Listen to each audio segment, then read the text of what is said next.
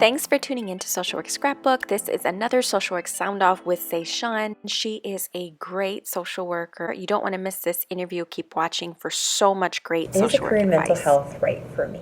Hi, my name is Seishan Armstrong Hankins. I'm a licensed clinical social worker for the state of California. I'm also new to the Portland, Oregon area, so I'm working on my Oregon license. Officially be in 2009 when I graduated from the University of Southern California with my MSW. It's been 9 years and it has flown by. It's really in line with my personal value system. I think that we are all citizens of the world and should be contributing in some sort of positive way. I didn't grow up wanting to be a social worker. I didn't even think about mental health. I actually wanted to be a marine biologist. So when I started undergrad at UCLA, I started in their marine biology program. I realized I just wasn't enjoying it. I wasn't doing well in my classes. So I had to take a step back and really reflect on what I wanted to do. And when I thought back to growing up, the people that I admired were people that were making changes for society and social activists. One of my idols is Malcolm X. And then I looked at the activities I was involved in on campus. Being a peer counselor, for example, for the academic advancement program at UCLA, which was working with historically underrepresented student groups. A lot of the times it was people who were first generation, so people like myself, and I really enjoyed that work. So that was in line with social work. I think I've had so many crazy stories outreaching people in prisons, like Twin Towers facility in Los Angeles, different jails, hospitals, hopping fences in Los Angeles, trying to find clients that we hadn't seen in a while. All of that was a really interesting experience. It definitely kept every single day different. One experience that stands out in my mind was almost like a Grey Gardens family situation where there was a lot of hoarding involved and having to explain to my client why keeping their dead pet inside the house wasn't the best situation. Trying to be empathic, but also helping them find a better place for their deceased pet. So, yeah, community mental health is where it's at. I am new to the Portland, Oregon area. I am working on my license here in Oregon so that I can do private practice work here as well. And in the meantime, I'm building my own business, providing self-care information as well as professional development information. And I'm also working on providing coaching services. Something that we talk a lot about in social work is being strengths-based. In any meeting with a client, especially at the very beginning, one of the most important things that I talk to them about is their strengths. And I ask them questions that are geared towards helping them identify their strengths and helping me also see their strengths so that we can utilize those things as part of their treatment plan. Any small change is a major success, and it can take a lot of time. A client that I met at an IMD, she had developed psychotic symptoms later in life, and it was a big shakeup for the entire family. In the end, she was housed with her family. She had decreased her hospitalizations and I think was at the point where she wasn't being hospitalized and was better able to understand how to take care of herself so that she could decrease her triggers. So I'd say that was a success. And I would say would be working in community mental health with clients that are identified as having severe persistent mental illness and high utilizers of the mental health system. So basically being hospitalized a lot. And that's not to say that I didn't like working with this population. I actually loved working with these clients and learned a lot from them, but it takes a lot of energy and resources and focus and teamwork and engaging and collaborating with agencies and groups outside of the agency that you're working in. It's a lot of work going out into the community to hospitalize. I'm LPS designated to do 5150 holds.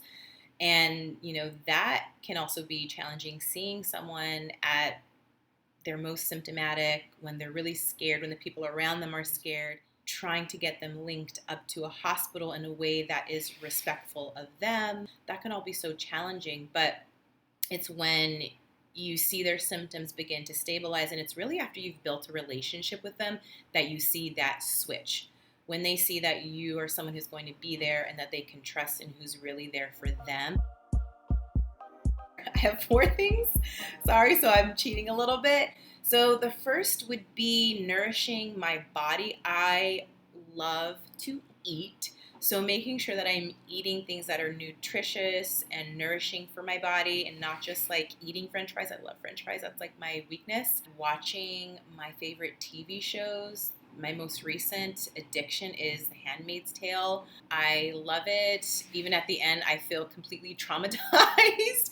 And I see similarities with society now, which is a little scary, but I love that show, the way it's shot, the acting, it's so great. I also enjoy family time. We've instituted Sunday as Sunday Fun Day, Family Day. So going out with my toddler and my husband and exploring the Portland area, that's been a lot of fun. The fourth one is meditation, and that's something that I've gotten out of the habit of, but I'm starting again and trying to do it at least 5 times a week. If I can do it every single day, that's great.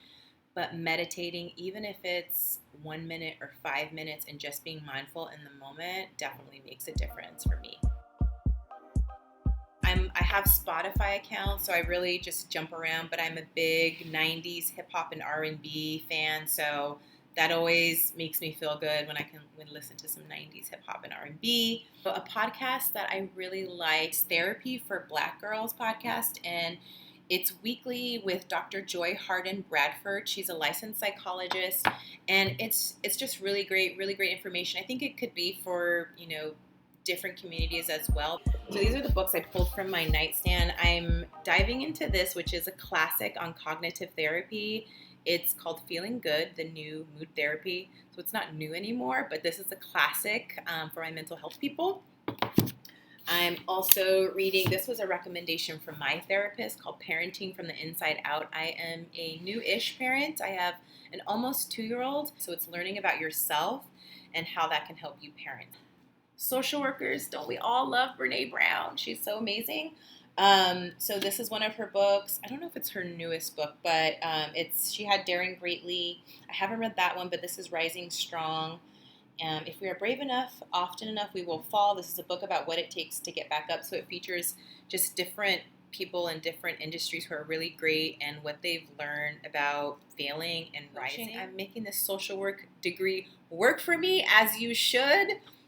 I'm looking into coaching. So Coactive Coaching is one of the first books that I'm really looking into. I have coaching experience, but I'm looking to just have some more tips and tools. Oh, so many things, so little time.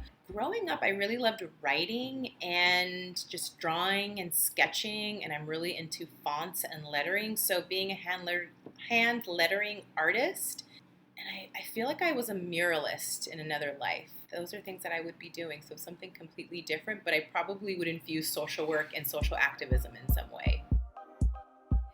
I think out of all of the different professions that can potentially lead to mental health, I do think it's the most flexible. Also, something that I've started, and it's just started on Instagram for now, is the Cultivated Healer. It is professional development and self-care information for mental health professionals. Of course, it's from my perspective as a social worker. I've started this because I found a need when I started out my career in mental health. What are the best books? Is there an easier way? Finding community and other people that are doing what you're doing, and learning how to take care of ourselves is so important. How do we fill our cups? How do we rejuvenate ourselves so that we can continue to give to our clients and help them on their healing journey? Oh, lightning round. I'm a comfy gal, so it's gonna be flip-flops. I'm from San Diego. I lived in LA. I'm a SoCal native, always in my heart. So it's flip-flops. I had a heel period in my life, probably when I was an undergrad and I was doing a lot of partying, or if I'm going to an interview or something, but I'm all about being comfortable. I would say nap. I mentioned that I have a toddler, right? I am slightly sleep deprived at all times, so I would love a good restful nap Working out is important, but sleep is number one for me. I love sleep. I would say that it's always been summer, but as I've gotten older, and thank you global warming, the summers have just gotten hotter and hotter and I just can't get comfortable. I think I'm gonna have to say winter. I prefer cooler weather because it's easier to get warm than it is to cool off, but I'm gonna cheat and say a Southern California winter because it feels like fall, and fall's the best. iPhone, I'm gonna say city. I've always lived in the city, but being in Portland in Oregon, we're exploring more of the outdoors as well. I don't like roller coasters. I like to eat at amusement parks, so I'm gonna just say shopping. My husband loves roller coasters. I think my daughter is also a thrill seeker, so they'll probably be riding the roller coasters, and I'll be at the bottom eating cotton candy and hot dogs. Bakery, because you just have so much more options, and you can get like just warm baked goods and cakes and cookies and cupcakes. Bakery, yeah.